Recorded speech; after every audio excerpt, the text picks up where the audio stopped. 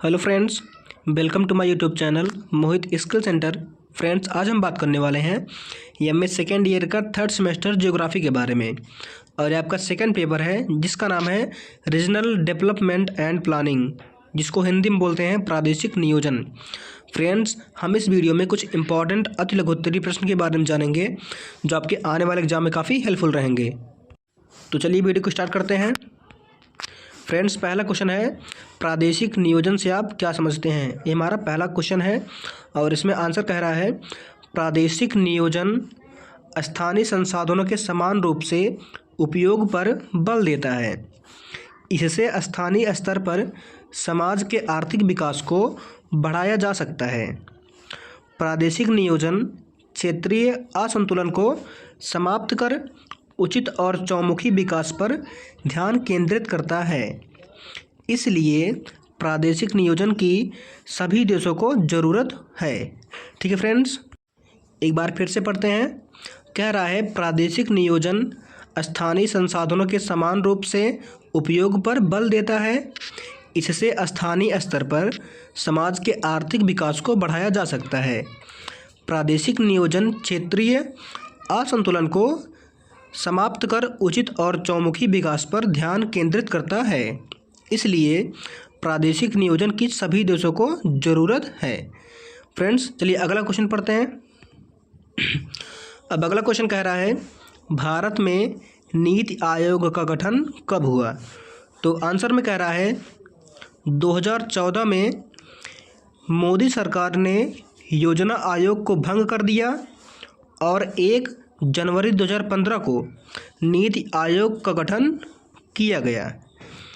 योजना आयोग की तरह नीति आयोग भी भारत सरकार के केंद्रीय मंत्रिमंडल द्वारा बनाया गया।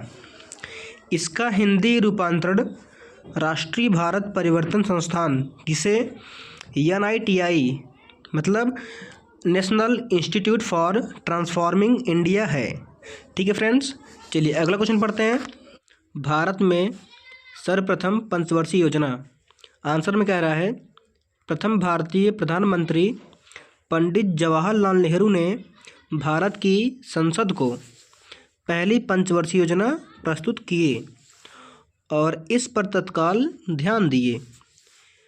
पहली पंचवर्षीय योजना 1951 में शुरू की गई थी, जो मुख्य रूप से प्राथमिक क्षेत्र के विकास पर केंद्रित थी। पहले पंचवर्षीय योजना का कार्यकाल 1951 से 1956 तक था। एक बार फिर से पढ़ते हैं फ्रेंड्स। कह रहा है प्रथम भारतीय प्रधानमंत्री पंडित जवाहरलाल नेहरू ने भारत की संसद को पहली पंचवर्षीय योजना प्रस्तुत किए और इस पर तत्काल ध्यान दिए। पहली पंचवर्षीय योजना 1951 में शुरू की गई थी। अगला क्वेश्चन कह रहा है प्रादेशिक संकल्पना क्या है। प्रादेशिक संकल्पना क्या है। तो आंसर में कह रहा है प्रादेशिक संकल्पना विकास का आरंभ वारेनियस द्वारा भूगोल को 2 भागों में विभाजित करके हुआ। दोबारा पढ़ते फ्रेंड्स। प्रादेशिक संकल्पना के विकास का आरंभ वारेनियस द्वारा भूगोल को 2 भागों में डिवाइड करके हुआ, जिन्हें क्रमबद्ध एवं विशिष्ट भूगोल की संकल्पना दी गई। ठीक है फ्रेंड्स, चलिए अगला क्वेश्चन पढ़ते हैं। अगला क्वेश्चन कह रहा है आर्थिक नियोजन का मुख्य उद्देश्य क्या है, या फिर आर्थिक नियोजन का मुख्य उद्देश्य क्या होता है, इसको जान लेते हैं।